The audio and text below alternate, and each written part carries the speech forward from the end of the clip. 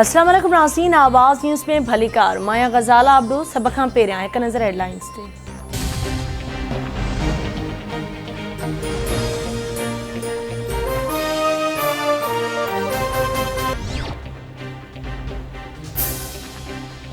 Imran Khan amnesty scheme फरागोगी लाइ आंदी हुई पुरम लांग मार्च जो यकीन न ॾियारियो वियो त हुकूमत हरकत में ईंदी। असांखे आज़ाद थे 73 साल गुज़री विया आहिनि। इमरान खान गुज़िरियल ॾींहुं आज़ादी जी मुहिम शुरू कई। अॻूणो वज़ीर आज़म फरागोगी जो वकील बणियो आहे। वफ़ाक़ी घरू वज़ीर राणा सनाल्ला जूं लाहौर में मीडिया सां ॻाल्हियूं। चयाईं हुकूमत वटि नवाज़ शरीफ़ जी सज़ा घटि करण जो इख़्तियार आहे। उस्मान बुज़दार रुॻो नाले जो वॾो वज़ीर हो, हुननि मुख़ालफ़नि ते केस दाख़िल करण खां सवाइ ॿियो कमु ई न कयो।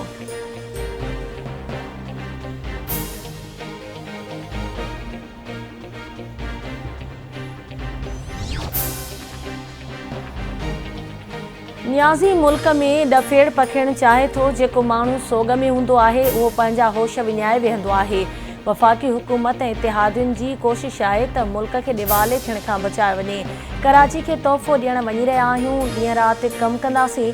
ट्रांसपोर्ट जे नाले ते असांखे तनक़ीद जो निशानो बणायो वियो आहे। ऑरेंज लाइन जो नालो अब्दुल सत्तार ईदी सर्विस रखियो वियो आहे।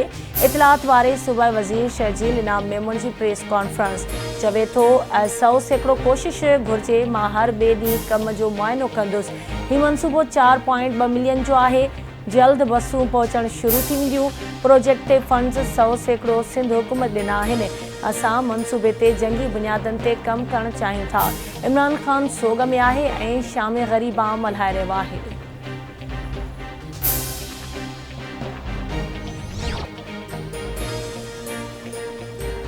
पीपल्स पार्टी ऐं PDM में इख़्तिलाफ़ इस्तीफ़ाउनि ऐं बेतमादी जी रिथ ते पैदा थियो। PDM वारा चवंदा हुआ त इस्तीफ़ाऊं ॾियूं, पर असां चयो त बेतमादी जी रिथ आणींदासीं।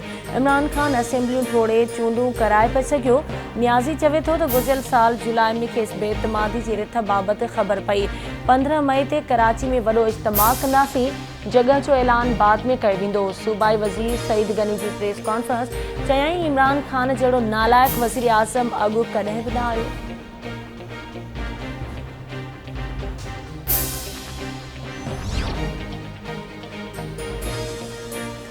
सदर आरिफ अलवी क़ौमी असेंबली जो इजलास 9 मई शाम 4 वॻे तलब करे वरितो। आईन जे आर्टिकल 45 तहत वज़ीर आज़म जे मशवरे ते इजलास तलब कयो वियो आहे।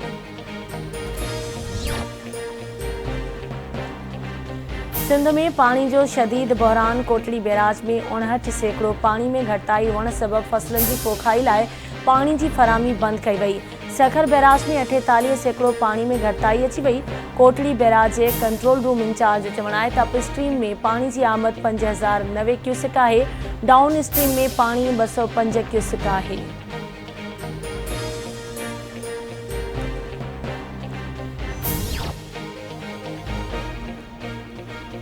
मीरपुर ख़ास में डायरेक्टर नारा केनाल जी दरख़्वास्त ते नारा केनाल ते रेंजर्स मुक़रर। पाणी चोरनि में थरथलो। आबादगारनि में सिराई जी लहर। डायरेक्टर नारा केनाल जी टीम ते पाणी चोरनि जे हमले बाद रेंजर्स खे मुक़रर कयो वियो।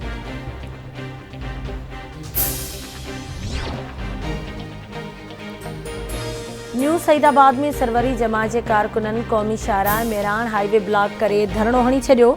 धरणे सबबि क़ौमी शाहराह मेहरान हाईवे ते ॿिन्ही तरफ़नि खां गाॾियुनि जूं कतारूं लॻी वियूं। मुज़ाहिरो कंदड़नि जो चवणु आहे त जेसीं ताईं मीडिया ट्रायल कंदड़नि ख़िलाफ़ कार्रवाई न कई वेंदी तेसीं ताईं क़ौमी शाहराह ब्लॉक रहंदो।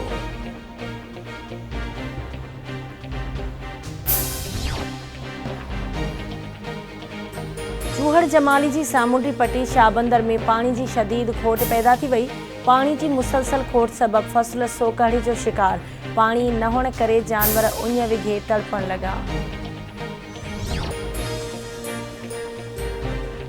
ख़ैरपुर जे हैदराबाद पुछड़ी जे आबादगारनि जो पानी खोट ख़िलाफ़ एहतिजाज धरणो। गैर क़ानूनी पाइप ऐं वंजियूं लॻण करे पुछड़ी में पाणीअ जी खोट पैदा थी वई आहे। नोटिस वठी हैदराबाद जी पुछड़ी ताईं पाणी पहुचाए वञे। आबादगारनि जो मुतालबो।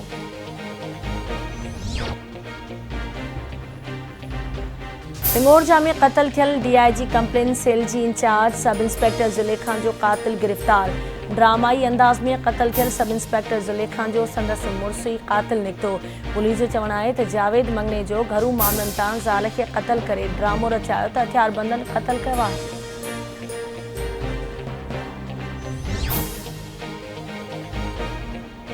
बलोचिस्तान के ज़ौब वारे इलाइक़े में कार ऐं मोटरसाइकिल में टक्कर, ॿ ॼणा फौत, हिकु ज़ख़्मी। इतलाह मिलण ते पुलिस वाक़े वारे हंधि पहुची इलाज खणाए अस्पताल पहुचाया, ज़ख़्मी अस्पताल मुंतक़िल।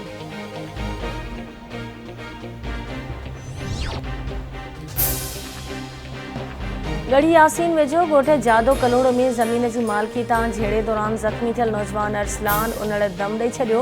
वारसन लाश गढ़ी यासीन खीरथल कैनाल ते रखी टायरनि खे बाहि ॾेई धरणो हयो।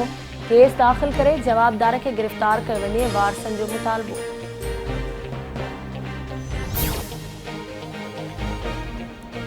सरहद थाणे जी हद मां पाणी जे वारे ते वयल ॻोठाणो उस्मान कोलाची मुबैना तौर गुम थी वियो। वारसन पारां अगवा जो शक ज़ाहिर।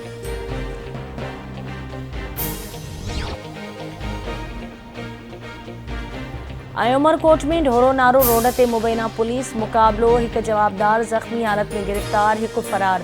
वगण में भी अली असाबो लिंक रोड ते पुलिस जो मुबैना मुक़ाबलो, हिकु जवाबदार ज़ख़्मी हालत में गिरफ़्तार।